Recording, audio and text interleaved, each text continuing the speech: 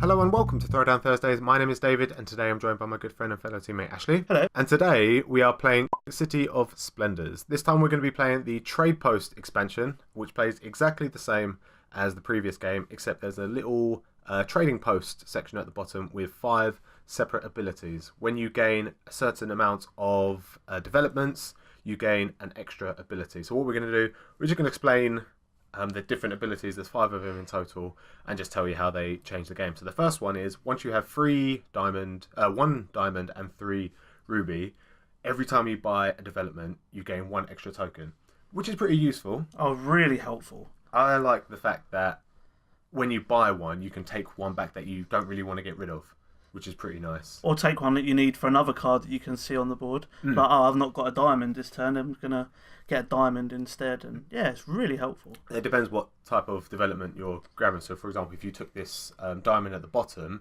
you could then grab a diamond token as well. So you've got 2 diamonds when you had none, or if you already have some in reserve. And on your next turn, that could buy you another one straight away. Yeah. It's really useful.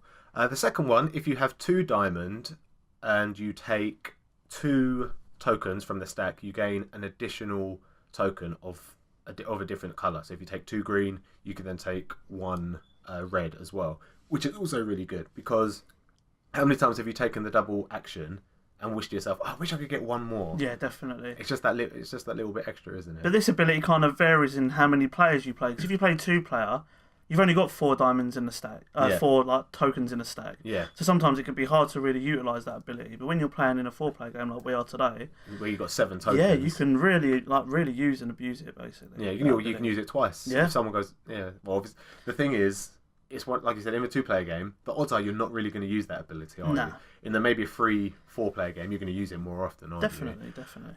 The next one we have is if you have 3 sapphire and 1 onyx, then your gold pieces, your jokers, are worth double of whatever you're using it as, which again is really, really useful. Yeah, it can be. I guess, I don't know, it's not one that you could probably use. How often do you reserve? Because you can only get them through reserving.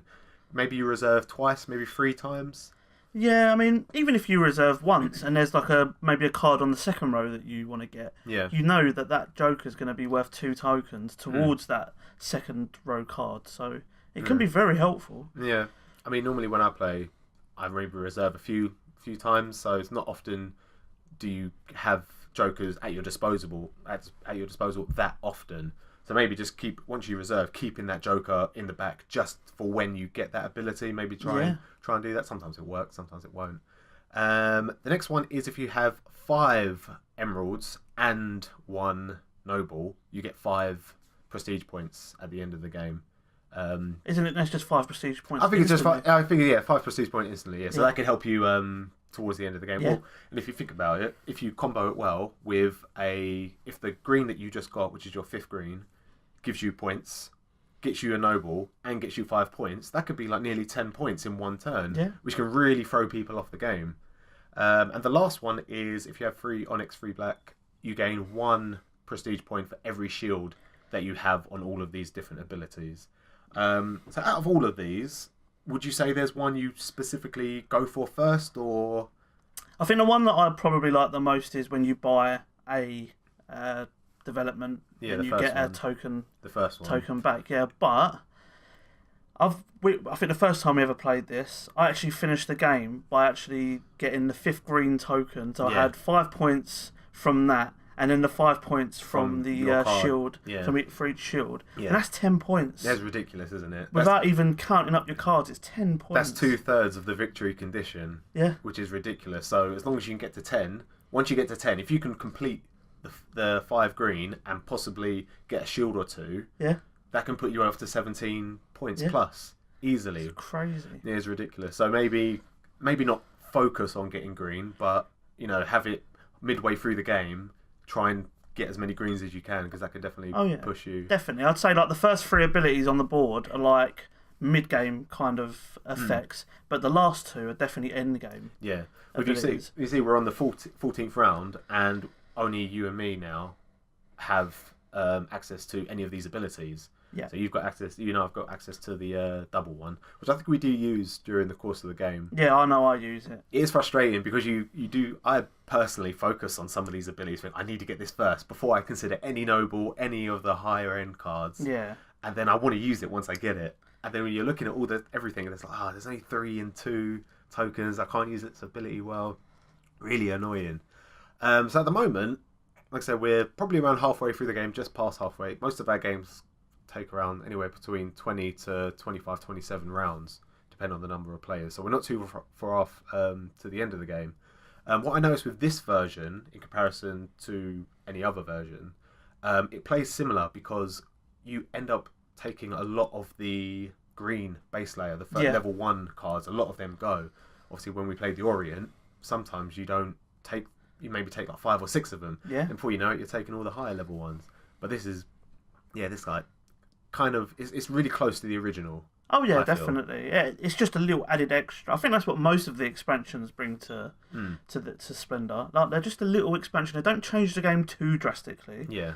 But it's a nice addition. Like, it kind of always belonged in a way. Yeah. Yeah, it does. Like, at first you think, how could they add anything to this game? But then they've added like 4 or 5 little expansions. Such a subtle... And they all work. Yeah, it's really subtle, this one, I feel. And the abilities are nice. It makes you feel like you are progressing a little bit faster, and it gives you that one extra token, when you buy a development, or when you take 2, you get that 1 extra token. It does help out, doesn't it? Yeah. Do you feel like when somebody gets a certain amount of abilities, it kind of puts a lot of pressure on you, thinking to yourself, I need to also catch up, or... Yeah, I think so. Like, I've never actually been in that situation yet, because generally I've always... I don't know why, it's just because I want to use the abilities, because it's new and fresh to us. Yeah. So yeah, I'm just, like, you can see I've already got 2 already on the board, so yeah, just keep them coming, like... But yeah, no, I think they do help a lot. Like, why not? Just go for them.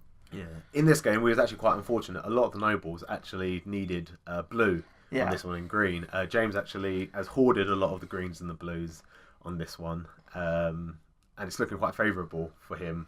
When I was editing this, it's so obvious that James has the advantage. He's got all the blues. No one's got any blue developments past 2. Same with the green. No one's got any more than 2 green developments, and he's got all of them. He's got his fifth blue one. He's just hoarding them all.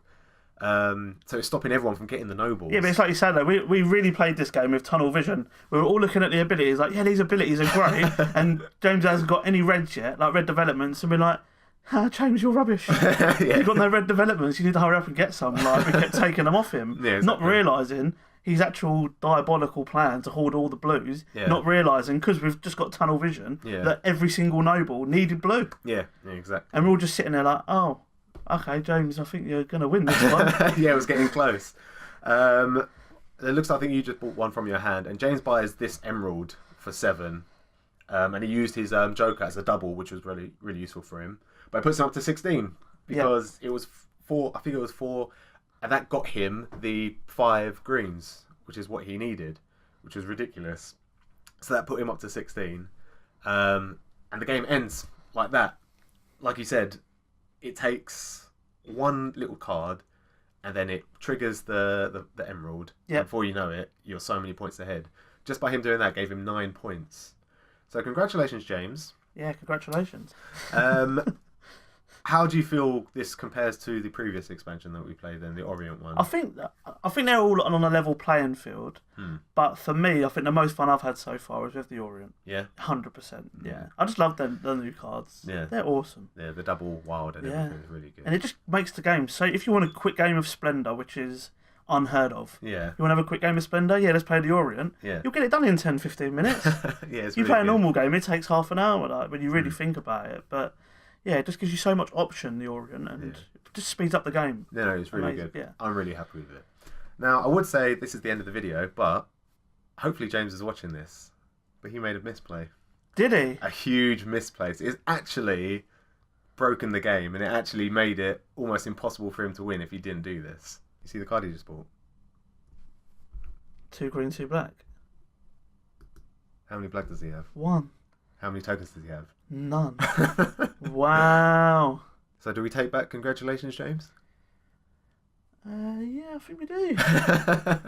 Yeah. Rematch time. Rematch for sure. Yeah. Well, that's pretty much it for this video. I hope you guys enjoyed, and we'll see you next time. Goodbye.